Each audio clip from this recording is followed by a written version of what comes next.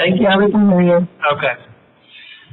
Well, welcome to our public meeting on our recycled water strategic plan. I appreciate everyone attending tonight and taking the time out of your evening to come hear about the district's plans with recycled water. I'm Stephen Caswell. I am the principal engineer for the district, and I'm the project manager for the plan. And I will be doing some of this presentation, and then we have a consultant team that will introduce and will be doing some of it as well. So with our meeting agenda, we have about a 45-minute presentation that will be available for, that will be presenting to everyone in the room and also online. The Q&A session will also be for both in-person and virtual. We'll take questions from in the room first, and then we'll do online after that. And if you could please hold all your questions until the Q&A at the end, that would be appreciated. There are also comment cards on tables up here with pens. If anyone wants to take some notes during the meeting or wants to provide feedback, you can leave those comment cards here, or there are instructions for where you could also email those to if you wanted. We also will have some drinks and snacks, so please feel free to help yourself. So after the Q&A session, we'll have a short break. And then we have some poster boards in the back that have some more details and some maps of some of the alternatives that we'll be discussing tonight. And we'll have people stationed at those to answer any questions and talk about those further if there's interest. So hopefully we will be out of here at 8 o'clock tonight. So the presentation, doing the welcome right now. I'll talk a little bit more about background, and then I'll turn it over to Corolla Engineers as our consultant. So I'll turn it over to Coral Taylor with Corolla Engineers to talk about alternatives identification and screening, and Elisa Garvey, also with Corolla, who will be doing part of the presentation. And then talk about the next steps, do the question and answer session, and then close. So why are we here today? So basically we are here today to make sure that the public understands what the district is doing with our planning efforts on recycled water. We wanted to get feedback from the public that will be incorporated into the plan so that we have a plan that is what the community wants, and we have that input that will help shape the future of recycled water for the district and our community. And also to remind you how to stay involved in the strategic plan development process. So I already did the slide, did all the introductions already, except I didn't introduce Shelley Thompson, the district's public affairs manager. And I know that's not entirely right, but close enough. And we also have Margaret Skillicorn, who's part of the consulting team as well. All right, so a little background on the district. So the district was established in 1950, so 15 years before the city was incorporated. And our initial treatment plant was built on this site. We had spray fields that sprayed the water out kind of in the Hartunian Trails area. But there was lots of movement on the environmental side to get wastewater exported out of the basin. The district started exporting in 1968 because we knew that those regulations were coming. And in 1969, the Porter Cologne Act was passed, which required that all wastewater in the basin had to be exported by 1972. So we were 4 years ahead of the game on that, so that was good for us and good for the community. Some other things about the district that we're very proud of is that 100% of our effluent is reused. It's used for irrigation. Also, our biosolids, which are kind of the solid byproducts of the wastewater treatment process, are also 100% reused down at a composting facility in the Carson Valley. And we also have a hydropower generation unit coming off of what we call our sea line, which is as the water flows down to Alpine County, we recover some of the energy in that system and use it for our own purposes. So when talking about the recycled water strategic plan, we defined our objectives, and we really wanted to take a long-term approach, looking at a 50-year planning horizon. And the goal with this plan is to identify viable alternatives that may be triggered by whatever we could think of is going to happen in the future. There could be regulatory changes. There could be, other types of changes. We could lose some of our ranchers that we currently send water to. So what are we going to do in those cases, and how are we going to adapt to the changing world that we know is coming in the next 50 years? So the idea is we'll have this roadmap when we get done with this plan that'll help us make those decisions and know where we need to go so that we can react more quickly should something change in the future. And so where are we in the process so far? We started this in the end of 2021. We had our first public meeting back then, really right when we were kicking off the project. And in that meeting, we introduced the idea to the community, got some feedback from community members. We developed a stakeholder advisory group, and we've had several meetings with them to also get input on the plan. We've gone through a very detailed regulatory and legal framework background to understand all of the regulations and the laws and the water rights and all the things that play into recycled water in California, and particularly in the Tahoe Basin. Then we went through a large brainstorming exercise to identify a bunch of alternatives, and we sent them through a screening process. And that's kind of where we are right now. So we have the preliminary results of that screening process, and we want to get input from the public. We already had a meeting with our stakeholder advisory group on these alternatives, and now we're going to get this public input. After this, we will incorporate that input, finalize this alternatives identification memo, which will identify the most viable alternatives and the ones that should move forward into the next phase, which is an alternatives evaluation that will do more detailed development of the smaller number of alternatives that survive the screening process, and develop cost implementation plans and kind of a ranking of which ones should be considered first, so a prioritization basically. So our existing system is one of the alternatives that we're obviously investigating, and just to give a very brief overview of what our existing system is. So we have the wastewater treatment plant right here, and from the treatment plant we pump over to the base of Luther Pass through what we call our A line. And then at Luther Pass we have some storage tanks and another pump station that pumps up and over Luther Pass.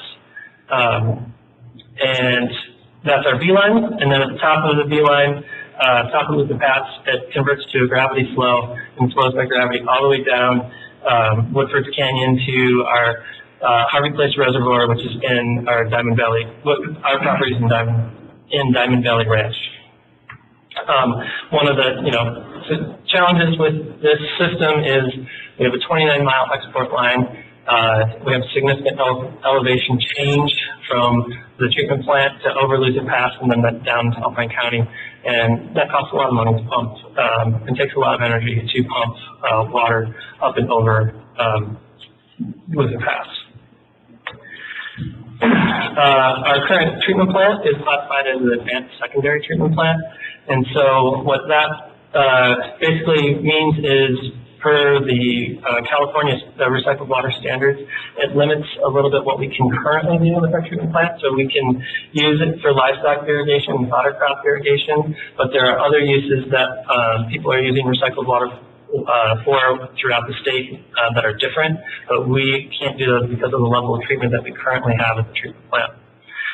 The other note on this slide is just to point out the flow range that we are looking at. Currently, we have about 3.8 million gallons per day that come through the wastewater treatment plant, and throughout the 50-year planning horizon that we're doing for this plan, we're projecting that by the end of that, we'll have about 5.4 million gallons per day.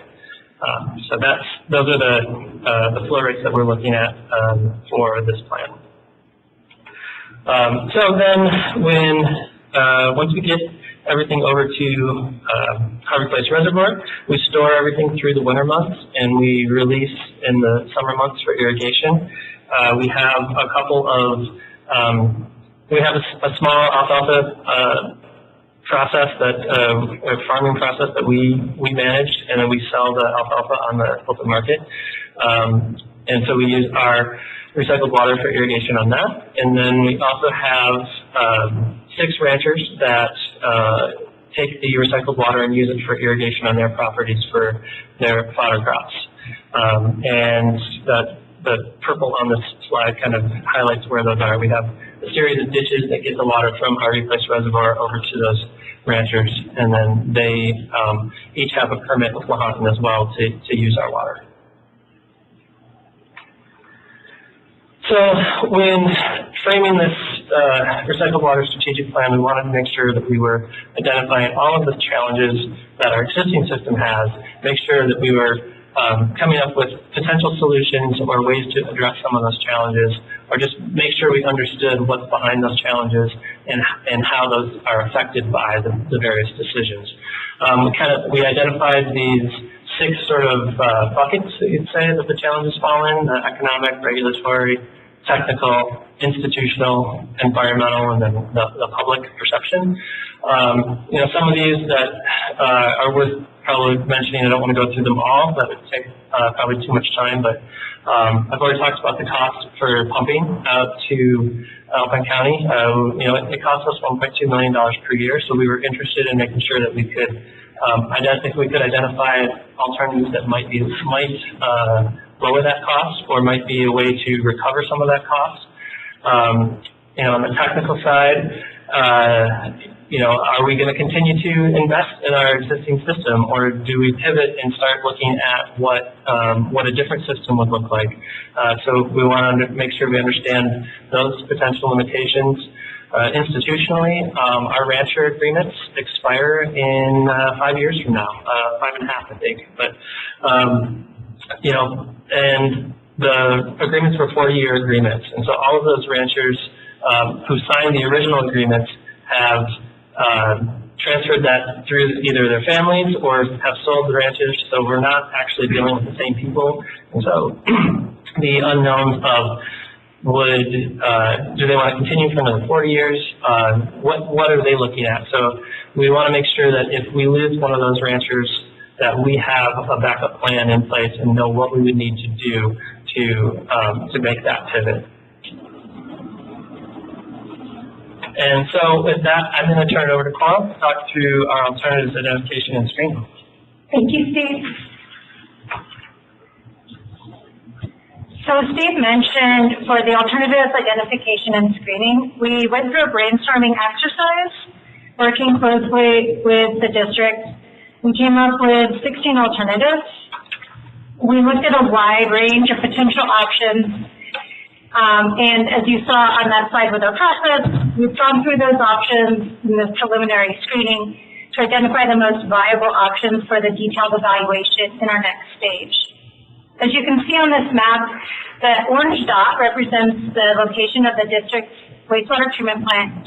The purple dots represent the end-use location of these 16 alternatives. We've separated the alternatives by watershed, which is how we'll be presenting on them tonight. So there's the Truckee River watershed with a single alternative. Upper Carson watershed has a handful of alternatives. The South Fork American River watershed also has a single alternative. And then the Lake Tahoe Basin itself has a handful of alternatives. In the Truckee River watershed, our single alternative involves conveyance to the Tahoe Truckee Sanitation Agency for subsurface discharge to the Truckee River. Obviously, there's a little bit of distance between here and Truckee. So this alternative would involve the construction of a new conveyance pipeline, 15 miles, around the southwest corner of Lake Tahoe, including Emerald Bay, a road not known for its width. This pipeline would then connect to existing pipelines owned by Tahoe City Public Utility District and then the Tahoe Truckee Sanitation Agency, eventually taking that recycled water from here to Tahoe Truckee Sanitation Agency's wastewater treatment plant. There are a number of key challenges associated with this alternative. However, the biggest challenge that we identified is the new 15-mile pipeline. The construction would be very challenging and expensive, along with the potential for environmental impacts. Additionally, both the Tahoe City Public Utility District and the Tahoe Truckee Sanitation Agency have limited capacity for conveyance and treatment. So that make it very challenging to take this recycled water. Furthermore, there are some regulatory challenges associated with this alternative. Specifically, the Houghton Board would require a new wastewater discharge permit for the district. And then the Settlement Act from the U.S. Congress, there could be some potential litigation regarding this alternative. And I'll speak more about that in a subsequent slide. For these reasons, this alternative is not considered for further evaluation. The next alternative is related to the South Fork American River watershed. With this alternative, we came up with kind of two sub-options. Both of these would involve a new 28-mile pipeline along Highway 50 over Echo Summit. One of the sub-options was non-potable recycled water use in the American River watershed. The other would be discharged to the American River. In our preliminary analysis, we looked at the demands associated with that non-potable recycled water use. We found that they were pretty limited.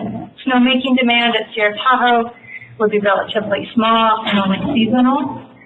Irrigation demands would not be significant until we got to Tahoe, which would be even further than that 28 miles. So given those lack of demand, we decided to take those options off the table for further consideration. Some of the key challenges associated with this alternative are on the regulatory side. The Central Valley Regional Water Quality Control Board would also require a new wastewater discharge permit for the district. More importantly and more challenging, I think, is they had a decision in 1977 related to the discharge of effluent to the American River. In this decision, they required high-level treatment and no direct discharge to the American River, which is similar to the Kirkwood Meadows Public Utility District effluent.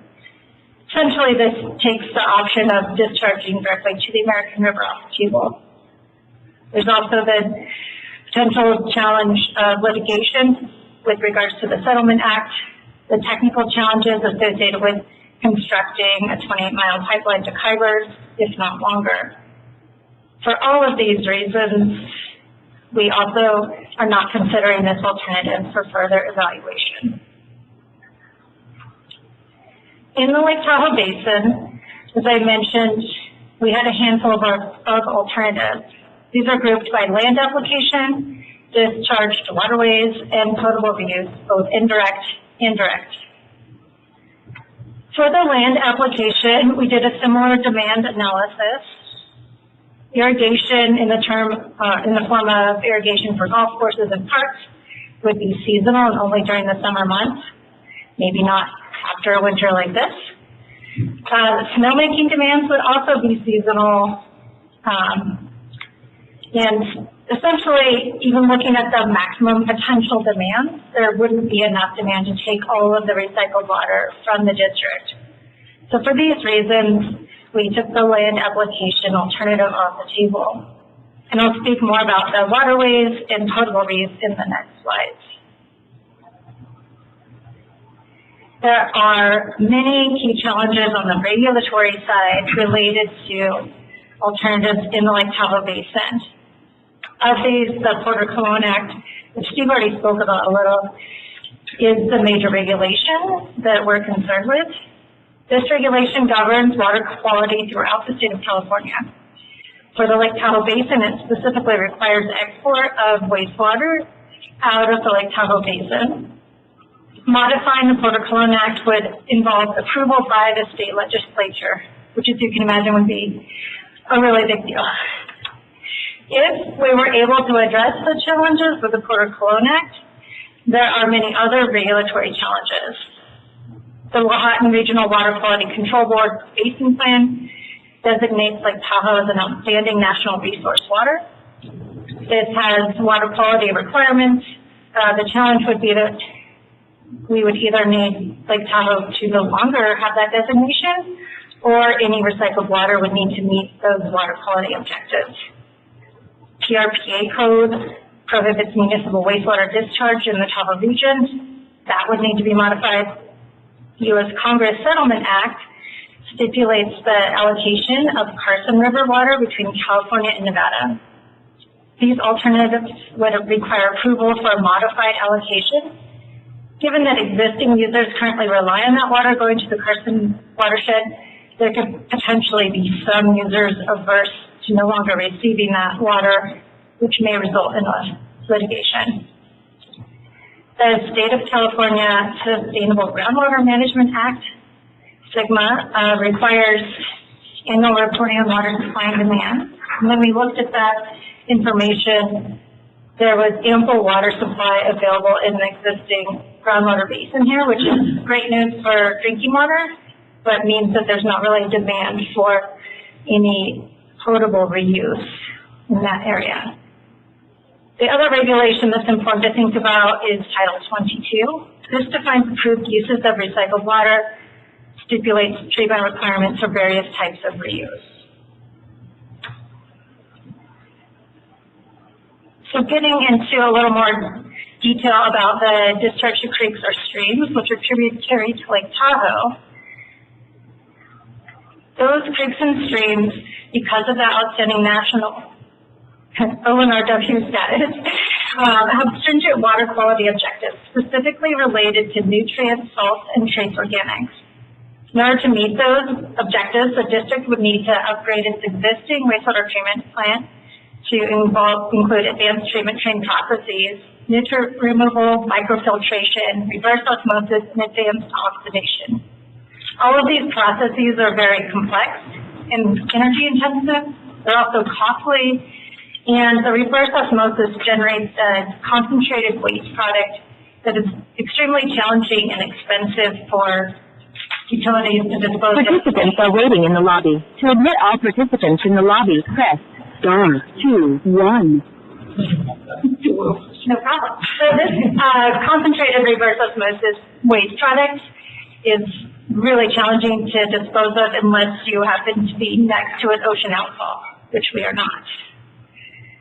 And as I discussed already, these land application uses for landscape irrigation and snowmaking, we don't really have the demand for those. However, if we were to consider those alternatives, they would need to meet those same water quality objectives, which would require those same treatment train upgrades to the wastewater treatment plant.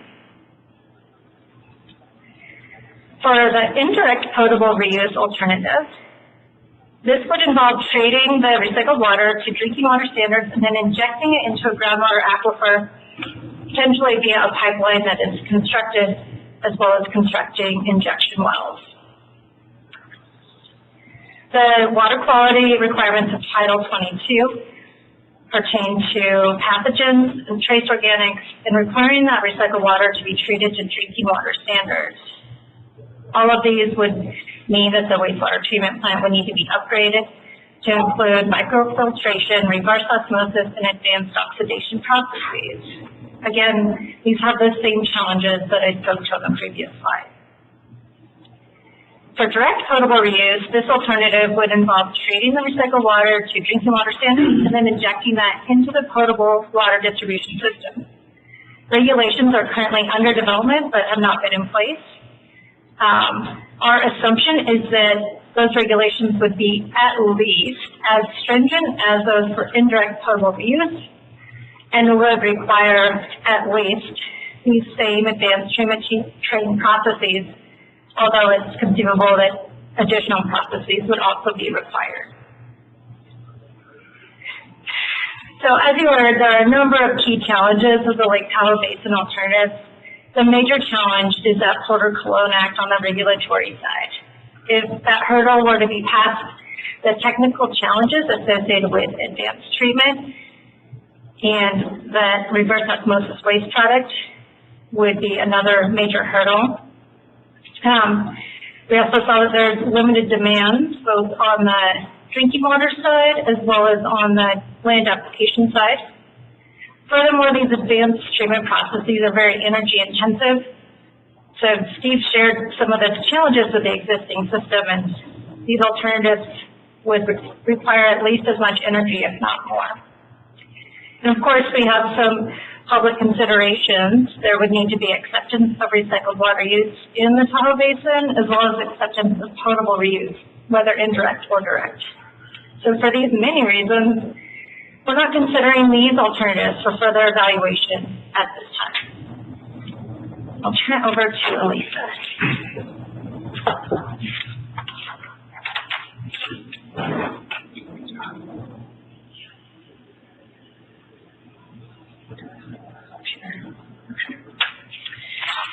Okay, so I'm going to carry on with the Carson River watershed alternatives, and I get to do the fun ones, you'll see. So the Carson River watershed alternatives, as shown on this graphic, on this map, we see the locations of the district's existing treatment facility and the purple dots that show the existing system, that's alternative 1 through alternative 7. And we're really looking at primarily different configurations of non-potable reuse, both in California and Nevada. You can see on that map where the California-Nevada line cuts through the Carson watershed.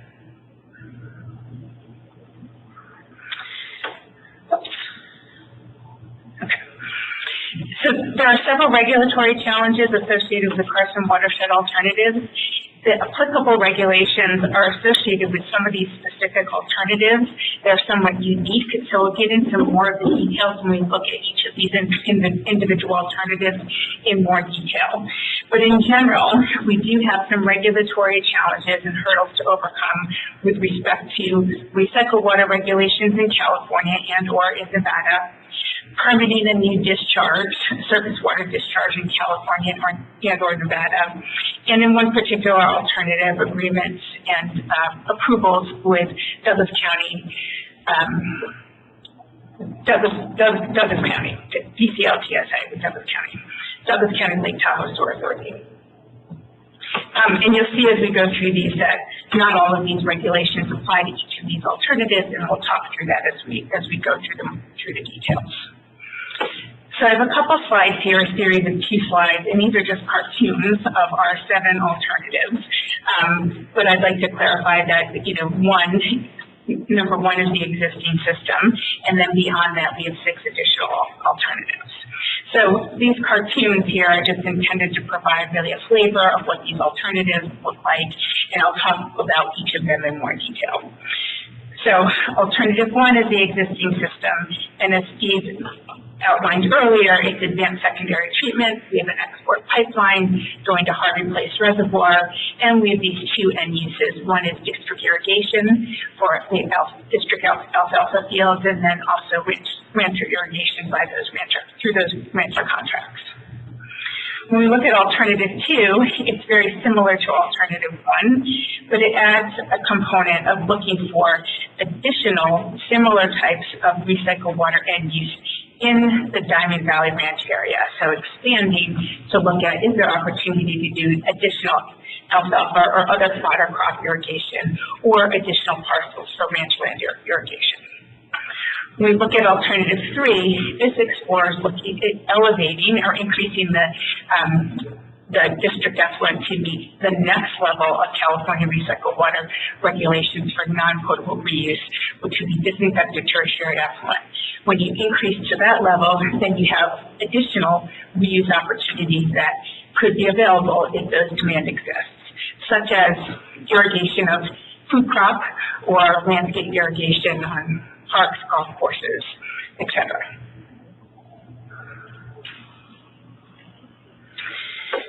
Alternative 4 looks at an even higher level of treatment and discharge to the west fork of Carson with potential downstream use of water that's been discharged to that waterway.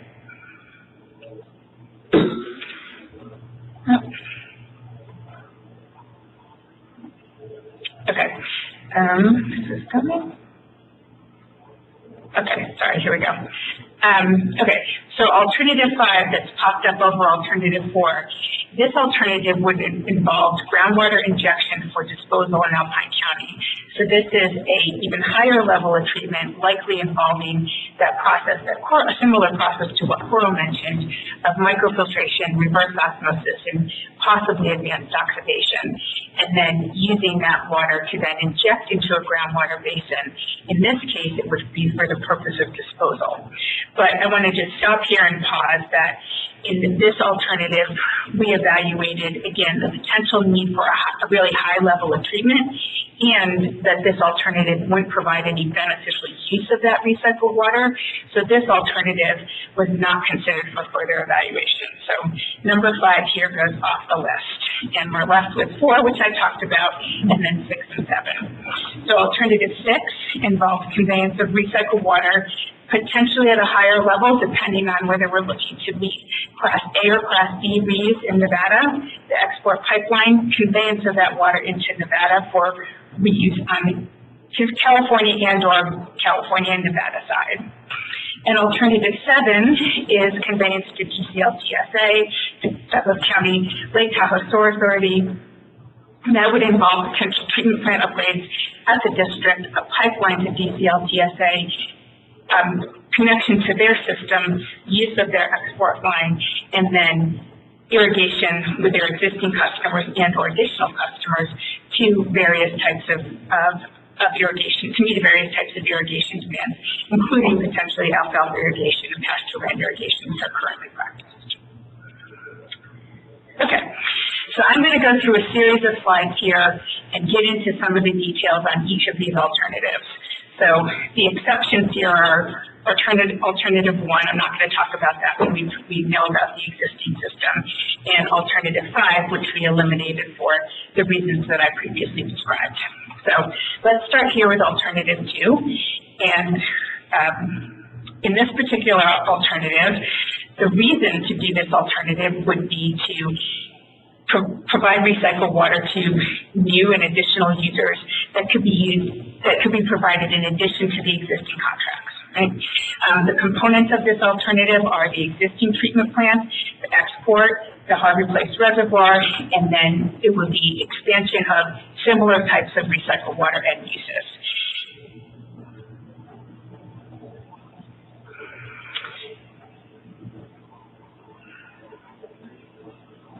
This is advancing on that end, but not on mine.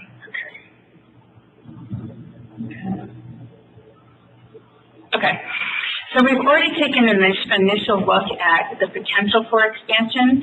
We've looked down in the Diamond Valley Ranch area to look at options for expanding the district operations, as well as looking at new users. This graphic shows, you can see Harvey Place Reservoir down in the bottom right, and then you can see the district irrigation operations in those 3 green half circles. The blue area is district property, and we've identified some additional parcels where recycled water could be used for ranchland irrigation. So there are a few challenges with this alternative, with alternative 2. It would require a new recycled water permit. It may require development of salt nutrient management plan. There may be limited opportunity to increase recycled water use in the Diamond Valley Ranch area. However, despite these challenges, this alternative, relative to others, is more feasible, and therefore we've included it in the group for further evaluation.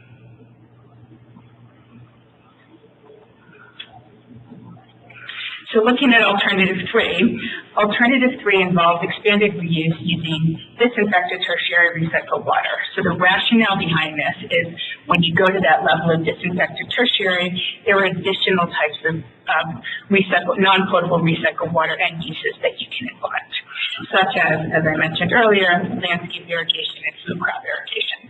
So this may provide some additional opportunities and potentially some revenue, opportunity for the district to generate revenue through the sale of recycled water. This alternative would involve the existing export system. The treatment plant would need to be upgraded to meet that disinfected tertiary level of recycled water, and it may involve infrastructure for delivery of that recycled water to end users. We've done a preliminary evaluation of potential demands, and this region down in Diamond Valley Ranch is dominated by ag and open space. The ag areas are not used for food crops due to the climate, and there's relatively limited demand for urban landscape irrigation. We've identified a couple little points on here where we have some schools and parks, but those are relatively small areas. There are a few key challenges with this alternative. It would require a new recycled water permit. It may require development of a salt nutrient management plan. There may have limited opportunity to increase recycled water use in BVR, even with that increased level of disinfected tertiary recycled water. But despite these challenges, this alternative is relatively more feasible than others, and for this reason, it is considered for further evaluation. So alternative 4 is discharge to the West Fork of Carson River. In this alternative, the rationale behind it would be to potentially use some Alpine County recycled water operations, potentially for the opportunity for revenue, but that gets a little complicated with the adjudication of the West Fork of Carson. So the components of this alternative are an upgrade to the wastewater treatment facility. In this case, it would be potentially to include tertiary treatment, reverse osmosis, and nutrient removal.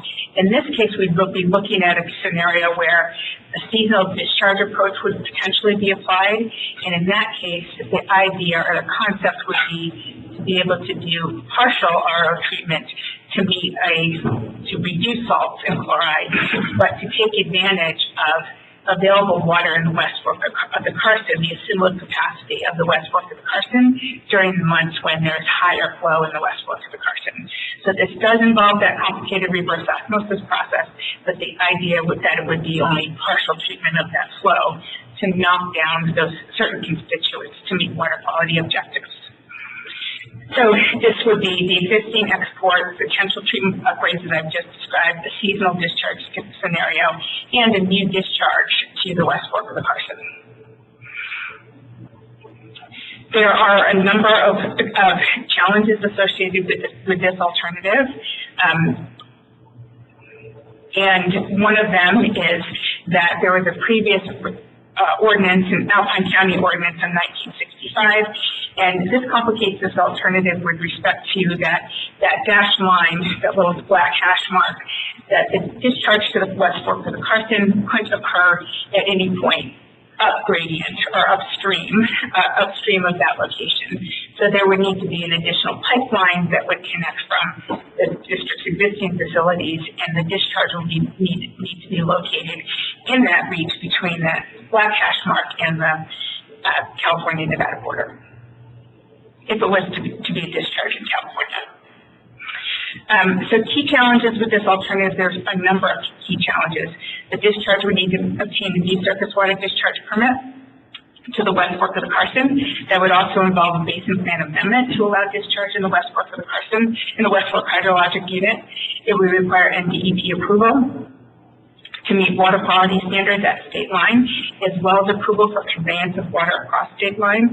There may be some significant treatment plant upgrades, including nutrient removal, partial RO, and then with that, you have that RO concentrate to deal with. While these are significant challenges, relatively speaking, these are less significant than some of the other alternatives that you heard about. For this reason, this alternative is being considered for further evaluation. So moving on to alternative 6. Alternative 6 is expanded reuse in Nevada. So looking at Class A or Class B, those are Nevada recycled water standards for various types of recycled water end uses. And in this alternative, the rationale behind it was that it may provide additional end use for recycled water and possibly potential sale of recycled water to users in Nevada. So the components here, depending on whether you would try to be implementing Class A or Class B reuse, there may be some treatment plant upgrades required. It would involve the existing export system over to Harvey Place Reservoir, and then there would be a couple options when you get this water from Harvey Place Reservoir into Nevada. And so the couple options for doing that would be a conveyance pipeline, taking that right direct to Mud Lake on the other side in Nevada, and subsequent use of that water to meet recycled water demand, or conveyance via Indian Creek. So on this next slide, so this map shows down in the bottom here, bottom sort of right side, you see Harvey Place Reservoir, and then you see these two conveyance options. One is a pipeline going up to Mud Lake. The other is the tracing Indian Creek, so it will be discharged to Indian Creek. Indian Creek sort of goes past Mud Lake and then is further downstream tributary to the East Fork of the Carson.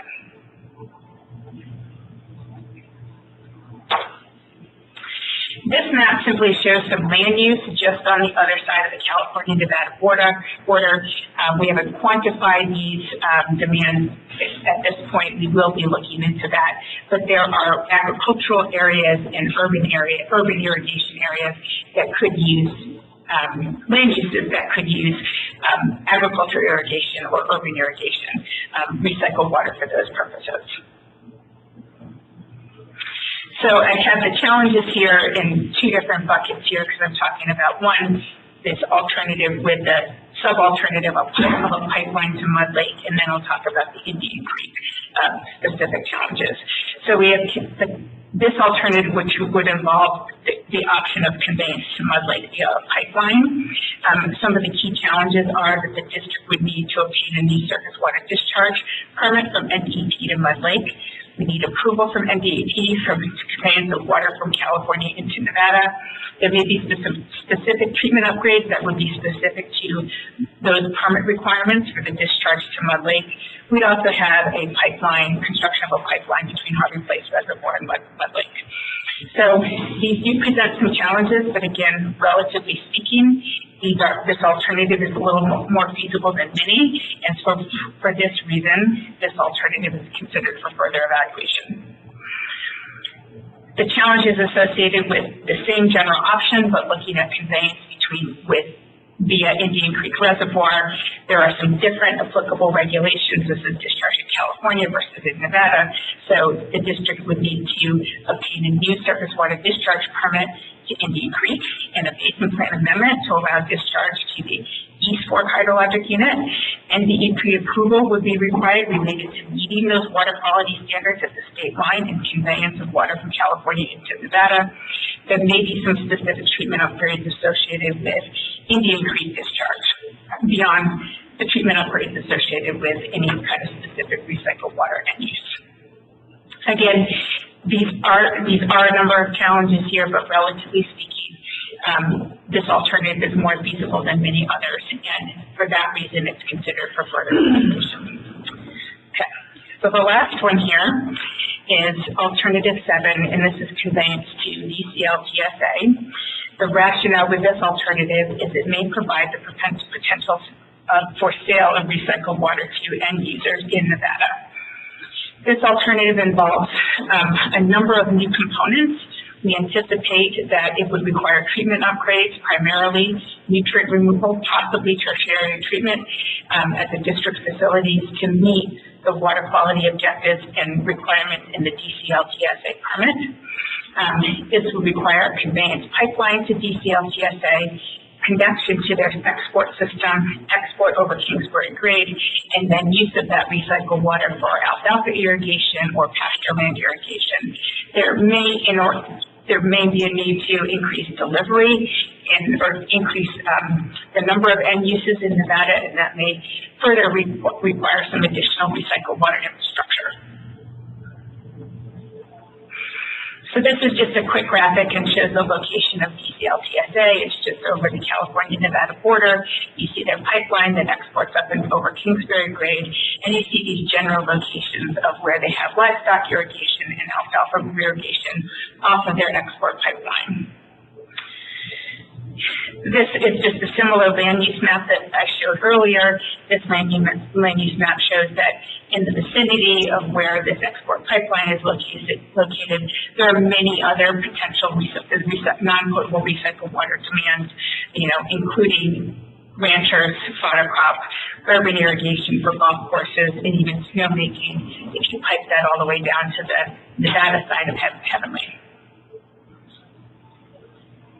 The key challenges associated with the DCL-TSA alternative: the district would need to obtain a permit through NDEP and connect to their system, develop an agreement for conveyance of their effluent in their system, treatment upgrades that I mentioned. There's also capacity limitation on the pressurized part of that pipeline that brings it up to the top of Kingsbury grade, and that would need to be dealt with, among other challenges.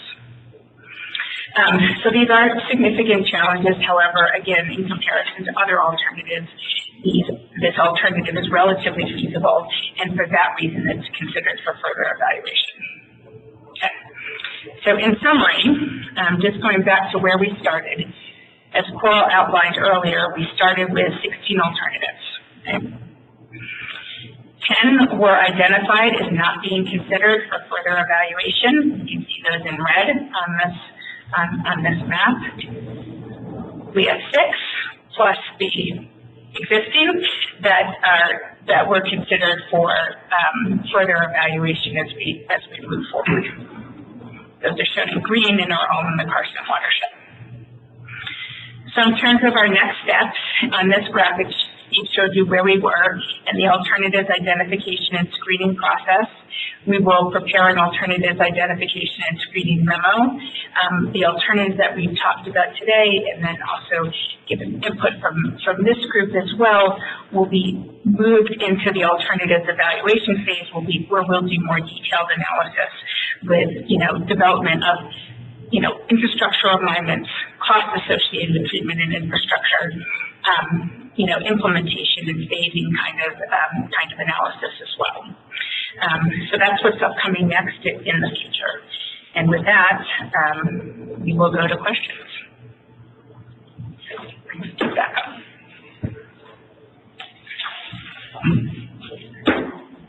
Thank you, Lisa. So for questions, obviously for people in the room, raise your hand, we'll call on you. For those online, once we have cleared all the questions in the room, you can raise your hand virtually, and we will call on you one at a time. I will repeat all the questions that are asked so that everyone can hear them. They should be able to hear with the system, but I just want to make sure. And if you're on a landline and you need to unmute, press *6 to unmute. So with that, I'll open up the floor for questions. Yeah. Can we get a copy of this PowerPoint? Yeah, so it'll be on the website, correct? Yes. This will be posted on the district's website. Okay, great. I have a few other questions if I can. Yeah, sure. Somebody else wants to go. So a couple things. There were a couple of alternatives, where you had secondary treatment and other ones that had tertiary treatment. Can you elaborate on which ones had which treatment levels? Sure. So our existing system is secondary. I want to go back to a different slide. Yes, I can navigate you back if you're talking about that. I've got alternative slides too. So anything that uses, the existing system's alternative 1, that would stay with disinfectant secondary. Alternative 2, which was expanded reuse in Alpine County, would also stay with the current treatment plant. Pretty much any other option beyond that does require some modifications to our treatment plant. The level of modification can depend on the option. There's tertiary, which would expand some uses, but doesn't do everything. The discharge to the West Fork of the Carson has to do tertiary, but also has to do nutrient removal and partial RO on top of that. So there's a tiers, I guess, that are required depending on the alternatives. And so the alternative 7, I think it was, which was discharged into Douglas County. And the use there was for alfalfa irrigation and pasture land irrigation. Is that right? Yes. And for that one, you would need to go to tertiary treatment. Can you explain why? Yes, that has to do with the difference between the California regulations and the Nevada regulations. And DCL-TSA, their current treatment plant and their permit have them doing nutrient removal and more of the tertiary, what we would call tertiary in California. So that's really the driver there. So the same use as you're doing now, but you'd have to raise it to tertiary. Yes, because we're in Nevada instead of California with those end uses. And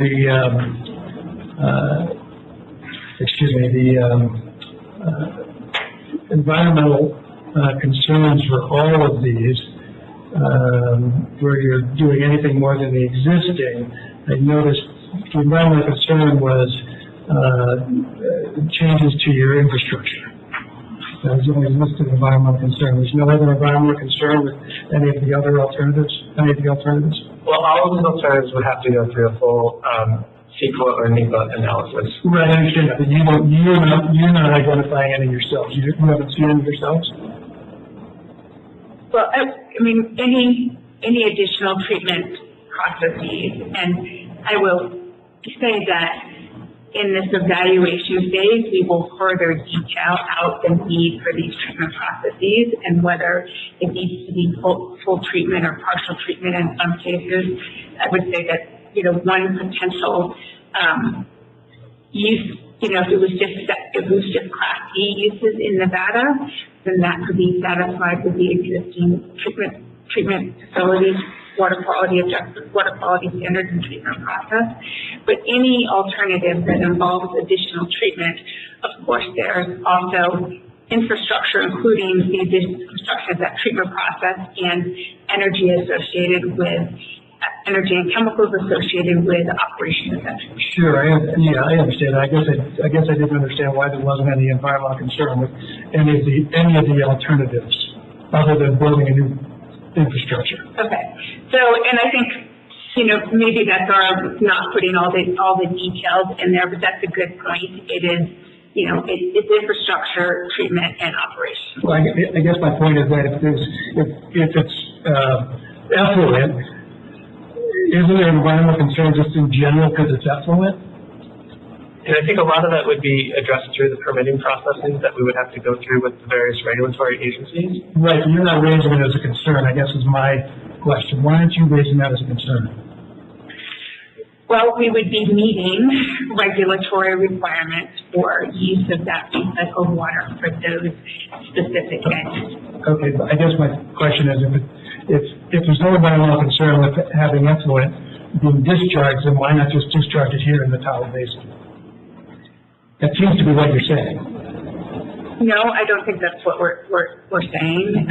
There are a number of limitations that Coral outlines that really make discharge in the basin quite complex, right? And very significant regulatory hurdles. Right, and when you look at different types of discharge and that's all related, right, to water quality of Lake Tahoe, the protection of Lake Tahoe as an ONRW, and the Port of Form requirements that says you need to take effluent out of the basin. Do you think that is a unique case. Do you think those concerns would be evident elsewhere? So I think there's the Carson River watershed alternatives we don't have to deal with Port of Cologne, we don't have to deal with the Development Act, we don't have to deal with the ONRW.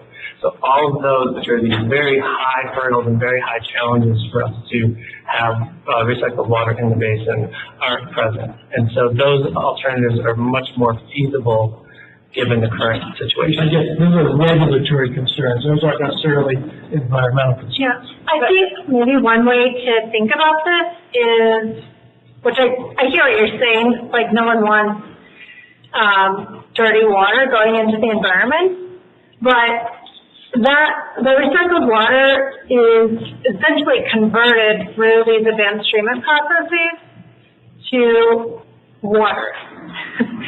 it is no longer considered effluent once it meets those treatment requirements through the permitting process that the district would have to go through. And, as Lisa pointed out, of course, there's energy consumption and costs associated with that infrastructure, so that is an environmental concern that we didn't call out specifically. But that recycled water, that effluent is now transported into recycled water, and it would have to meet the appropriate water quality requirements for that use. So if it's going into West Fork, Carson River, or into Mud Lake, it would have to meet those water quality requirements. Sure, I get that. I guess you're just not meeting potable standard, you're meeting secondary standards, so that's why you can't leave it in the basin, for example. Well, and I would say that, for each of those receiving waters, let's just talk about the discharges to the alternatives that are discharged to the West Fork of the Carson or Indian Creek or Mud Lake or any of those that eventually get to other waterways in Nevada, right? The water quality objectives are established by the regulating agencies, WHATN and NDEP. Those water quality objectives are established based on the beneficial uses of those waterways. So that is the protection measure, beneficial uses to establish water quality standards, and then a permit that is developed such that those water quality standards are not violated. So that's where that kind of goes up the chain through the permitting process. Right. Yeah, thank you, I appreciate that. What, can you tell me the difference? Real fast, I just want to make sure that we have time for everyone in the room and online to ask questions, and then we'll be here afterwards to get back to you, but I just want to make sure we're not monopolizing time. Does anyone else in the room have questions? Not that we can't circle back, but. Yeah, thank you. I'm just wondering if you would proceed with option 7, obviously you would be terminating the discharge to Alpine County region, and so would the district's infrastructure be decommissioned, and then what would be the impact on the ranchers there? I don't know what percent of the flow that they utilize from district versus groundwater, and would that require some kind of analysis of the water budget? Could those ranchers exist without your effluent? Is there enough groundwater and other supply within that basin? So those are the types of questions that we will be evaluating with this more detailed evaluation. So we're going to take that deeper dive into that to answer a lot of those types of questions. I can't give you assurances like that at this point. I believe all the ranchers have their own water rights, so they have that. But yeah, the allocation of the Carson River, I mean, it depends on the flows each year, and they go on adjudication most years, and so there are some limitations there that we would definitely need to make sure that we were taking into consideration as we evaluate these options. Yeah, and then on discharge 4, if you discharge to the West Fork, well, it's an impaired water body, but you're treating, for that. Any impact on potentially the Alpine Decree and the allocation, and who would get, or would there be secondary rights that you could file on these flows? Is something we've definitely been talking about, and there could be some impacts in the Alpine Decree, and we're trying to avoid any options that would reopen that, because we know how difficult that was to get settled in the first place.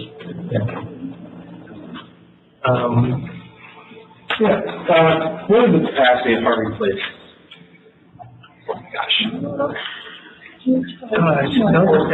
Just less than 1,000 acre feet, 3,800. 1,000 acres without the dam.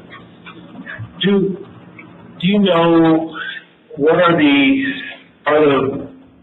standards similar to the West Fork versus the American River? I know you're not considering the American River anymore, but in what you've seen, are the standards similar, or I just wondered also because avoid takes the whole state line thing out of the equation. And then the second part of that is, why is a 28-mile pipeline necessary when it really is only 3 miles to get it up and over to the American River? Is there something, there has to be a more flow in the river before you can actually put it in there, and then what constitutes a direct discharge to the river? Yeah. All that. All right, and I realize I am not repeating the questions, so I hope everyone. So for the South Fork American, the demands for safe snowmaking were low enough that we couldn't use it all for that. So there was also a 1977 decision by the Central Valley Board that any discharge into the American River had to occur downstream of the convergence of the American River and the Silver Fork of the American River, which is just west of Kybers. So we would have to get the water all the way down to that point. And if how they are treating the water in the basin is any indication, even if we were able to, say, do some surface discharge or use it for irrigation upstream of that, the concern is that that water will eventually make it into the American River. And with that decision of having to go west of Kybers, that is a big limitation on those options. Then you had a question about the standards of the West Fork Carson River compared to the American. They do have some similar standards, not exactly the same similar standards. You do have to look at that, and we haven't done a detailed analysis of the similar capacity of the American River, in part because of all of those other constraints on that alternative. Although I would suspect that it would require some advanced treatment.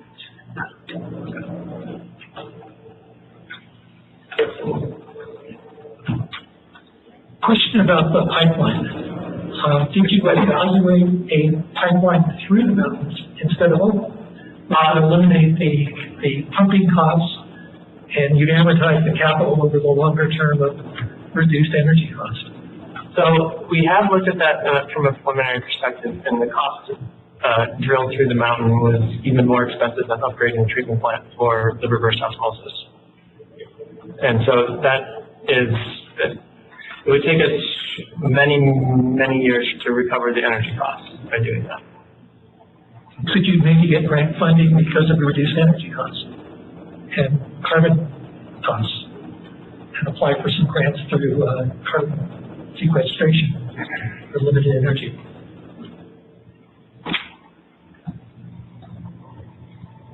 I don't know that grant funding market incredibly well.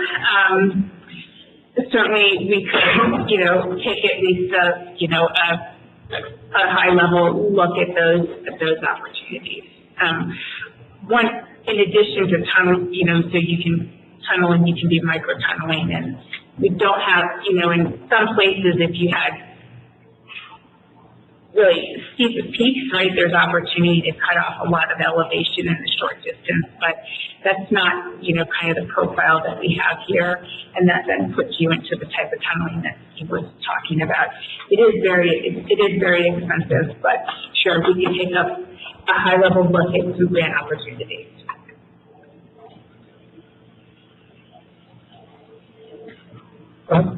Yeah, I'd just like to make a general comment and then ask questions about 4 and 6. My general comment is don't give up on that vertical loan stuff, because I don't think that a law passed 60 years ago or 70 years ago, whatever it was, is kept up with modern science of water reuse. And so just giving some encouragement on that and all the other stuff that goes with it. My question is specific to 4 and 6. Have you considered, instead of upgrading this facility, putting a new facility at Harvey Place that would upgrade that water once it comes out in Alpine County to tertiary and create jobs in Alpine County, and then actually let Alpine County use that facility because whether they know it or not, they need one.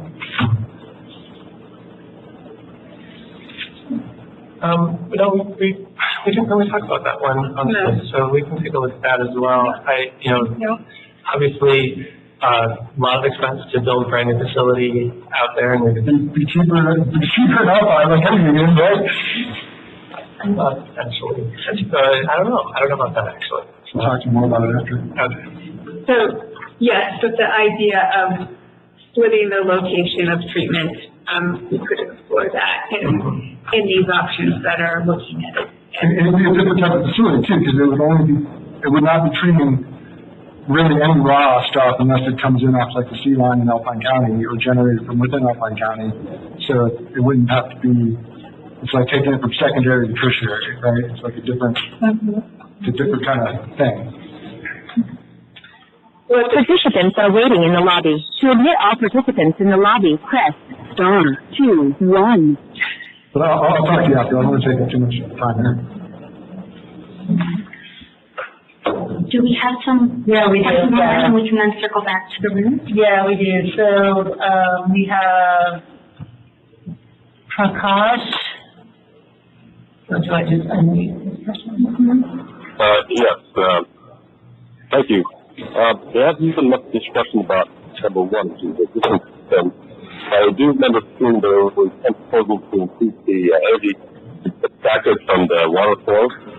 Has there any work been done on that idea? I'm sorry, can you please repeat your question? I had a hard time hearing you.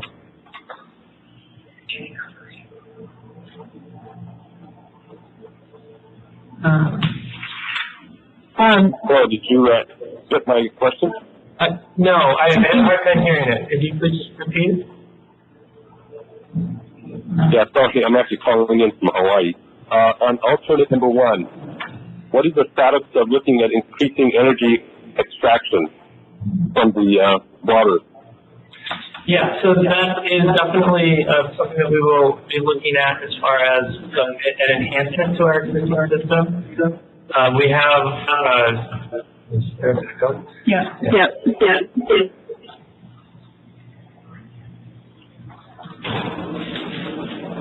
Yes, okay. So we do have plans to look at, our existing pipeline cannot be pressurized,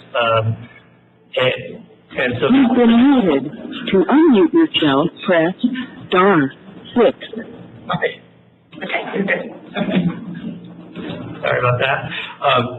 Our current pipeline cannot be pressurized, I think you muted the boardroom system. Yeah, I can't hear his answer. Yeah, me neither. They're working on it. Somebody muted, and it was the boardroom system that got muted. Did they mute you? They showed me how to do that, and that doesn't show that it's muted. Does that sound now? Yes. Go ahead, Steve. Okay. No, there's an echo. Well, that's bad. Is that?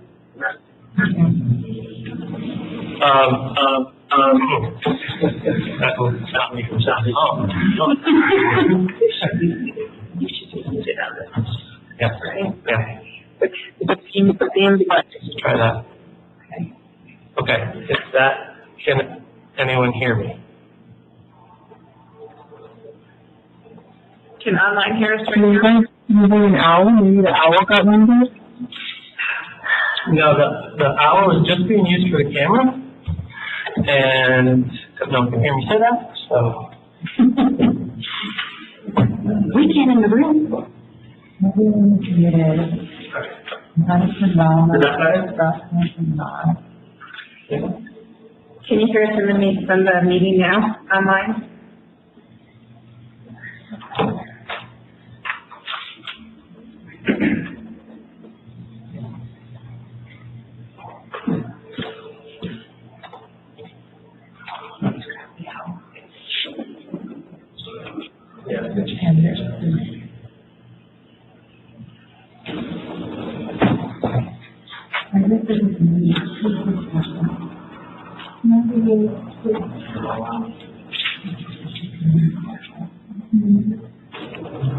Everybody's muted, Yes. They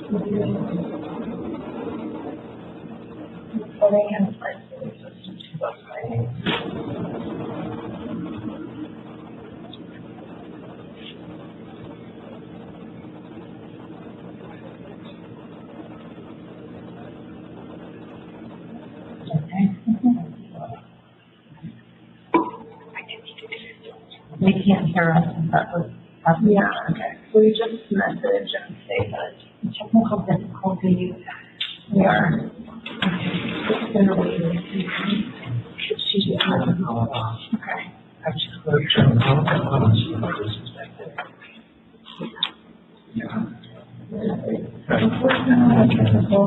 we're working on the audio issue. Okay. Okay. Nope. Okay. Nope. So, why can't they hear us? Coming through that.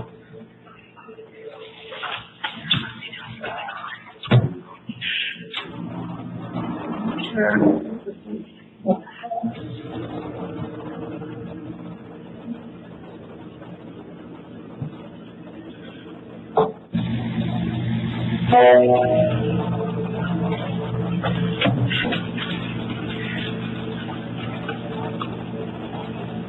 Okay, can anyone hear me out in the virtual world? Yeah, we can hear you all better now. Okay. I think you can hear the room, but, so I will try to do a better job if there's comments from the room. All right, so to go back to Prakash's question on energy recovery from our existing system. So our existing pipeline is limited in the sense that we can't pressurize it to back it up enough to have additional hydro power generation turbines that we currently have at the bottom of it. And so as we upgrade that pipeline in the future, that pipeline is approaching 60-ish years old. We will be upgrading it to allow that to be incorporated into any plans. And so we do have ideas that we could increase the energy recovery on that. There's definitely some limitations because there's just not a lot of energy users out in Alpine County. So we're looking at how we could use that power and where we could use that power as well. But that is definitely something that we are considering. That could be incorporated into any alternative that utilizes the export pipeline, alternative one and any others that utilize that export pipeline.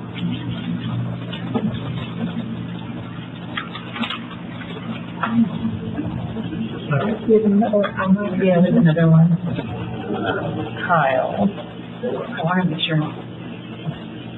All right, Kyle, do you want to unmute yourself and you can ask your question? Okay, thanks. First, just a quick thank you to your team for arranging this meeting and for the work that you all have done on this. I attended the meeting back in February 2022, and it's noticeable the work that has gone into this. So, wanted to say that and appreciate you all.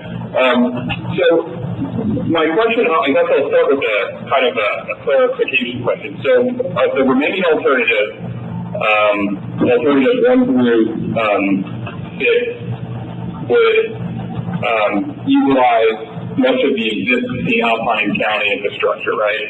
Correct. Okay, and then alternative 7 would not utilize much of the existing Alpine County infrastructure, and instead would okay.